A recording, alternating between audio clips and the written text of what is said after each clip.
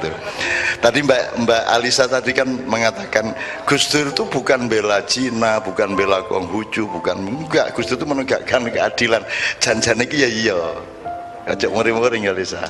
Gus Dur itu setia kepada hatinya wong cilik.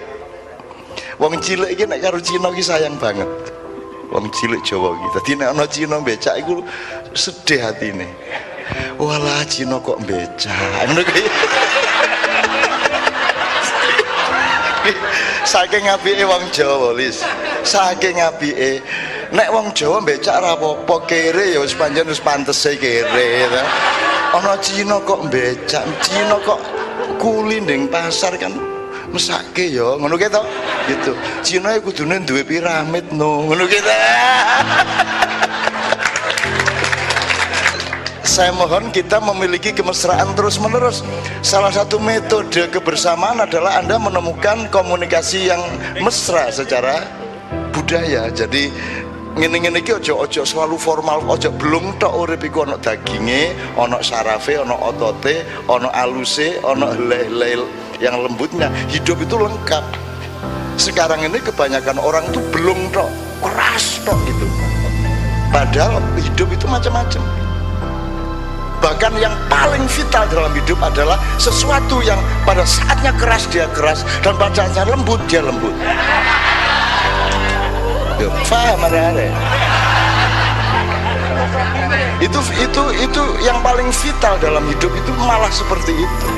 Kapan harus keras? Keras. Kapan harus lembut karena tidak diperlukan? Lembut. Enak toh Pak ya gitu. Alhamdulillah. Oke, sekarang sebelum bapak-bapak yang berikutnya saya mohon para yogi aslinya Pak, saya sama Pak Nevi ini di belakang sampai ini, Pak Nevi sama Pak Joko Kamto itu ini main musik bersama sejak 1976. Jadi sudah petang puluh piro tahun gue 46 tahun ya. Nah pada tahun 1977-78 itu kita bikin musik puisi yang berjudul Yogi Pak. Jadi saat durungnya sampean jadi sampean Cik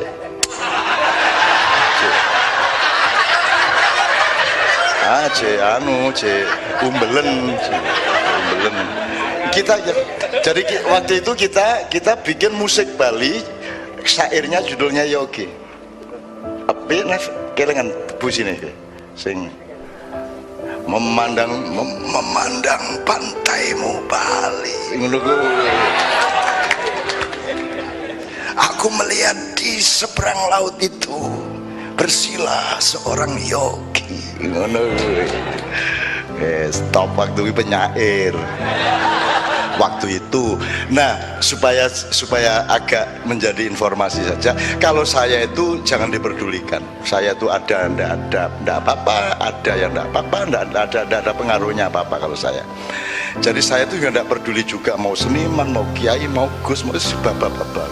Saya tidak pernah peduli sama diri saya sendiri. Saya penuh hidupku oleh cintaku kepada Tuhan dan umat manusia. Sampai diriku sendiri hilang entah kemana. Hanya saja setiap tengah malam aku menemukan diriku tergeletak bersama Novia.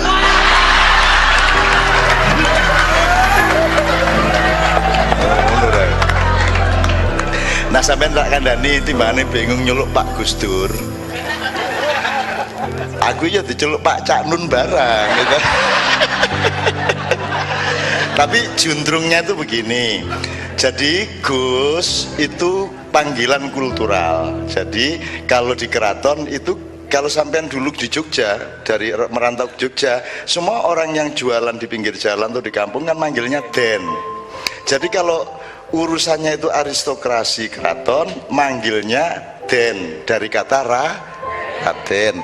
Kalau aristokrasinya itu pesantren, Pak Yai kan dihormati sebagaimana raja, maka panggilannya Gus, dari bagus. Jadi anak kiai lahir cepret itu wis langsung Gus, itu aslinya. Lah saya, bapak saya bukan kiai, bapak saya petani, duwe kebun kebo, sapi, wedhus, jaran, bedes, sapi turute, maka saya dipanggil Guk. Saya tidak pernah dipanggil Gus sampai hari ini. Nah, untuk soal Gus ini sekarang sudah menjadi ikon di mana-mana, tapi tidak pernah difahami sejarahnya. Aslinya di pesantren, Gus itu anak kiai. Nanti dia dididik nyantri kepada bapaknya, mbahnya sendiri. Begitu dia bisa kitab kuning, kemudian bisa mulai mulang ngaji. Setelah Isya dia mulai bukan Gus lagi. Kalau begitu bisa ngajar ngaji disebut Yai, bukan Kiai, Yai. Jadi buyutnya Mbak Alisa itu disebut Mbah Yai Hasyim Asy'ari, itu Mbah Kiai. Kiai itu dari Jawa Tengah, karena orang Jawa Tengah itu semua dikasih Ki. Orang yang dihormati disebut Ki Hajar Dewantoro. Siapa lagi? Ki Bot, Ki Anom Suroto, ya sampai turutnya ya. Oke.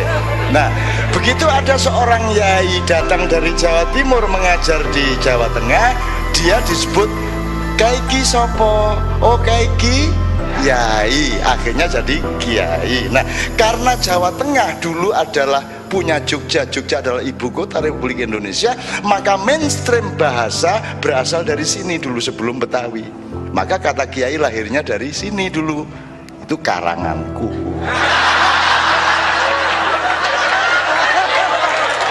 Nek kamu nggak percaya diteliti.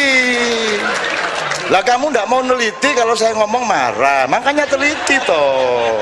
Kan gitu ya. Kiai itu lahirnya Kiai kalau di Jogja adalah seseorang disebut Ki Hajar Dewantoro tadi. Terus ada Yai datang disebut Kiai. Nah, Kiai yang di Jawa Timur lain, bukan sama dengan Jawa Tengah. Di sana itu Jombang terutama itu separuh santri kiai, separuh maling gendho.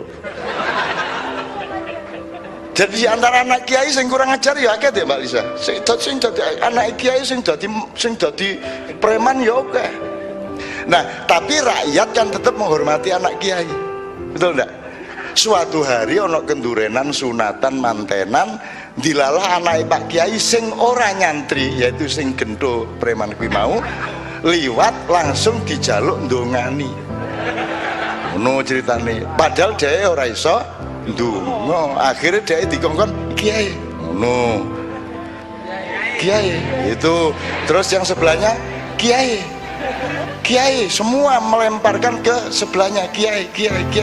Akhirnya sing terakhir terpaksa berdoa. Orang menyebut oh sing ndonga kuwi Kiai. Ngono ceritane. Iki karangan kedua. Oke, lah kowe ngopo ngelundasmu ya ta? Hidup begitu nikmat, Allah memberikan rahmat yang luar biasa. Tidak usah uang, tidak usah kesuburan alam. Di dalam dirimu sendiri terdapat pernik-pernik emas, permata, batu mulia yang kalau engkau menggalinya menjadi nikmat dan indah luar biasa. Ngono ya. Tak tambah didik ya. Iki Ali saja seneng hati ini. Jadi gue ini kan Gus Dur ya rasa nyerem-nyerem ke. Gus Dur ki nakale pol. Nek cara Jawa Timur mbelunat, mbelubut. Nek mbeling ono eleke didik. Iki mbelunat itu pokoknya nakal. Dan itu enggak waktu kecil tok, sampai tua loh sih nakal Gus Dur. Jadi pada suatu hari Bapak Ian belum pernah dengar sampean. Beliau kuliah di Mesir, tinggal di Kairo, satu kos sama Gus Mus, yaitu Kiai Haji Mustafa Bisri, tempat kosan. Nah, biasanya ada mahasiswa baru dari Indonesia, ada santri-santri baru, maka harus melewati perpeloncoannya Gus Dur, karena Gus Dur itu tiap hari gangguin semua mahasiswa. Nanti rek kuliah Gus, lapo kuliah bal-balan karo aku, gitu kan. Nah itu Gus Dur. Lapo kuliah barang itu, untuk bal-balan karo aku, gitu loh. Sampai Mesir itu kesebelasannya sangat terpengaruh nama Gus Dur. Jadi Mesir itu tidak pernah mau ngegulin sampai 2. karena sangat fanatik kepada Wahid.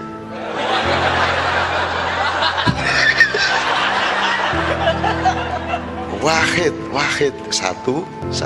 Wah beneran nih gue karanganku.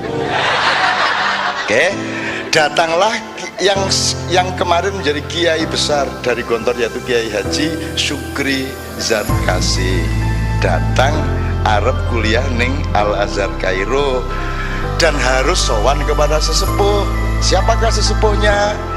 Kiai Haji Abdurrahman Wahid. Dan gitu begitu medaya, Gus nyuwun sewu kula nuwun assalamualaikum. Lho Syukri ta? Nggih Gus. Oh alah kate kuliah di kene ta le? Nggih. Ingin mlebu lungguh. Terus ditemui sama Gus Dur. Terus Gus Dur bengok, Mus.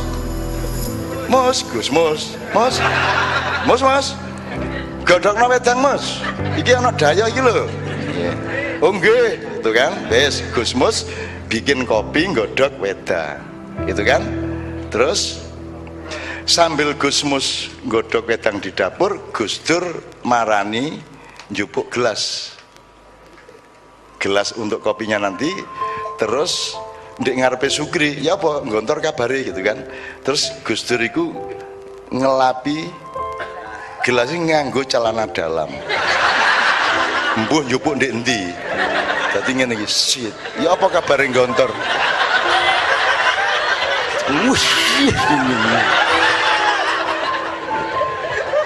Sukri ngene.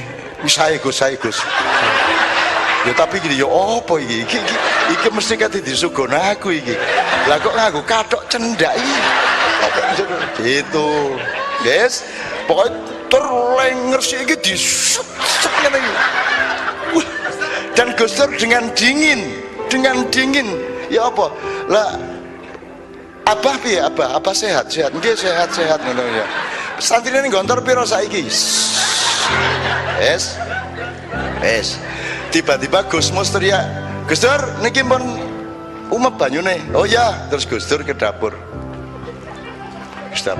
Kira-kira 3-4 menit diseduk apa jenenge diracik terus Gus Dur nggawa gelas ndukur lepek terus diaduk karo mlaku karo muda kopi nganggo sikat gigi. Sukri ngene lo.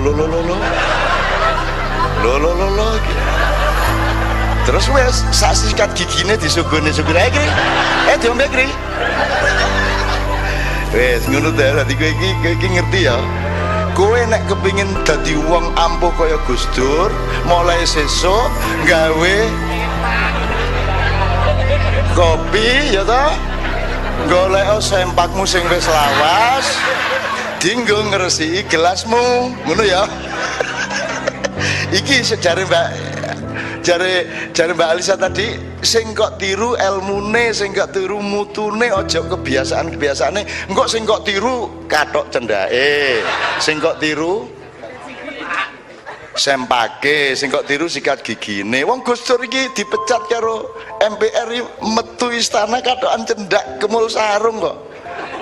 Kemulan sarung ngene iki. Terus wong sedih kabeh ndelok Gus Dur, ya Allah, Gus Dur ya Allah, gak tega aku, Gus Dur kathokan di istana lho. Padahal Gus Dur iku acting. Jarno cek nangis arek-arek. Terus begitu mlebu, terus dek ndek mburi lawang ngene, yes. Lho kok yes Gus? Maca sejarah. Dari Kaisar Konstantin sampai Presiden Perdana Menteri Indiae, Ratu Mojopahit, Ratu Sima Sriwijaya, ana ta sing wani ndek kratone ndek istanane kathokan cendak.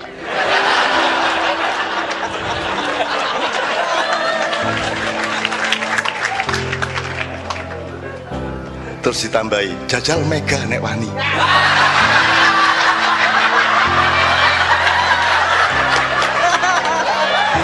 Tambahanku dhewe.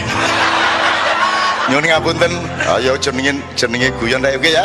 Saya akan minta kepada Pak Yai Muhaimin untuk meneruskan, tapi saya kasih ujung cerita tadi karena yang cerita mengenai kopi dengan gelas dan celana dalam dan sikat gigi tadi adalah Gus Dur sendiri kepada saya. karena aku nesu tau aku wong Gontor ya. Saya kan wong Gontor, kiai iku dibelkodo kaya ngono kuwi kan gitu. Aku nesu no akhirnya. Lho ku karep sampean iku ya apa, Gus?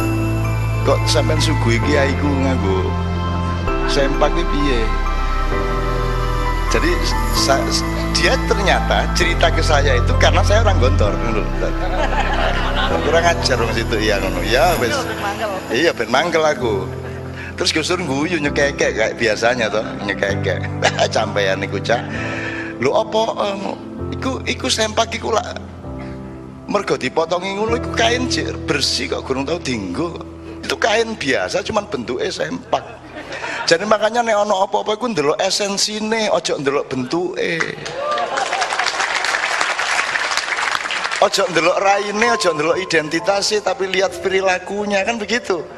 Lihat fungsi dan manfaatnya, jangan dilihat apa jenenge lembaganya apa, namanya apa, institusinya apa. Lu sikat gigi, Gus. Lu sikat gigi kurang tinggal plastik kok. Plastik kan nggak bisa ditempelin apa-apa. Dan itu belum pernah saya pakai. Itu dari toko langsung tak buka. Nggak ada masalah sebenarnya. Cuman karena orang punya kesan itu sikat gigi, biasa ditelen di untu, kok ditelen di kopi, orang bingung. Itu bukan kebingungan hakiki, itu kebingungan budaya.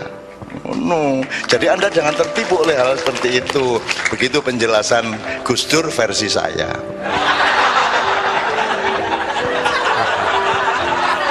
Loh enggak, ilmunya memang begitu toh. Saya pasti tidak ingat atau enggak ngerekam. Jawaban Gus Dur pasti tidak persis kalimatnya seperti itu, tapi intinya seperti itu. Sama dengan hadis Nabi.